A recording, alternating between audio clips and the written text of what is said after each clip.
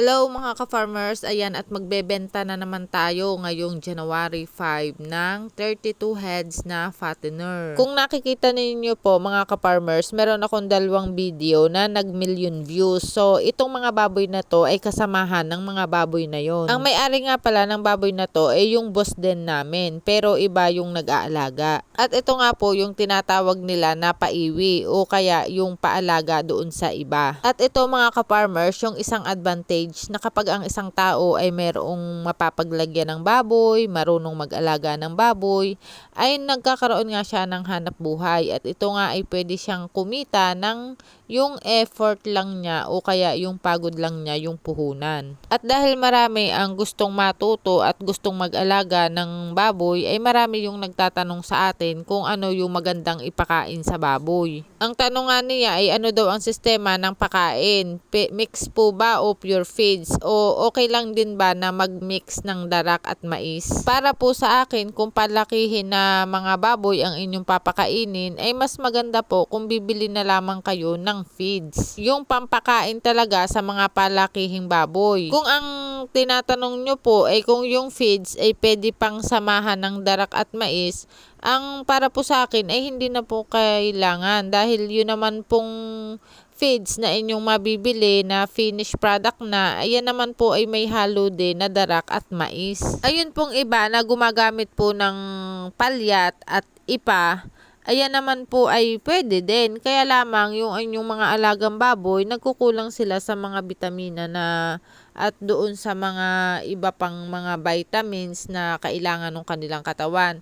Kasi kapag finished product na yung inyong gagamitin, kompleto na yon. Kumbaga sadyang may nutritionist na nagpo-formulate para mapaganda yung inyong mga alagang baboy. Kapag ang ipinapakain nyo lamang sa inyong mga alagang baboy ay ipa o kaya ay palyat, yan ang tawag diyan ay organic. Kaya lamang mga ka-farmers, okay naman yung ganon kung yun lang yung ipapakain nyo. Kaya lamang matagal bago nga lumaki ang inyong mga alagang baboy kapag ganun lamang dahil wala nga yung mga vitamina or yung mga additives na kailangan ng katawan ng isang baboy. Ako naman dati mga ka-farmers, bago ako nagsimula sa production, ako muna ay nagtrabaho sa feed mill. At yan nga mga ka-farmers, yung kauna-unahan kong experience sa pagtatrabaho sa isang farm. At kung hindi ako nagkakamali mga ka-farmers, parang nasa 800 sa level ata yun. Matagal din ako nagtrabaho doon mga ka-farmers at ang trabaho ko nga doon, ako yung nagtitimbang ng base mix. Yung base mix mga ka-farmers, yan yung pinaka-importante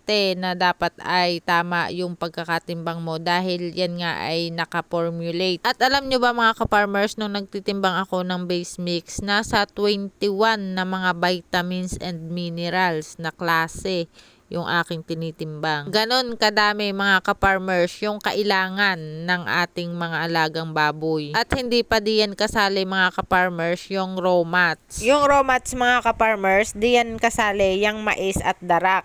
Basta mga ka-farmers, sobrang dami pa niyan. Kaya mas maganda na bumili ka na lamang ng finished product na dahil nandiyan na lahat yung kakinakailangan ng inyong mga alagang baboy. At alam nyo ba mga ka-farmers, nang ikinagaganda ng ating mga alaga ay nakadepende sa kung paano natin sila alagaan, tulad na lamang ng pagbibigay ng pakain at kung paano natin sila gamutin kapag sila ay may sakit. Dahil kahit anong ganda mga ka-farmers ng feeds na inyong ginagamit, at kung hindi ninyo yan sasabayan ng tamang pag-aalaga, ay baliwala lamang yon. Swerte ka mo mga ka-farmers kapag ikaw ay nakahanap ng maganda, yung quality talaga ang pakain, tapos marunong pang mag-alaga.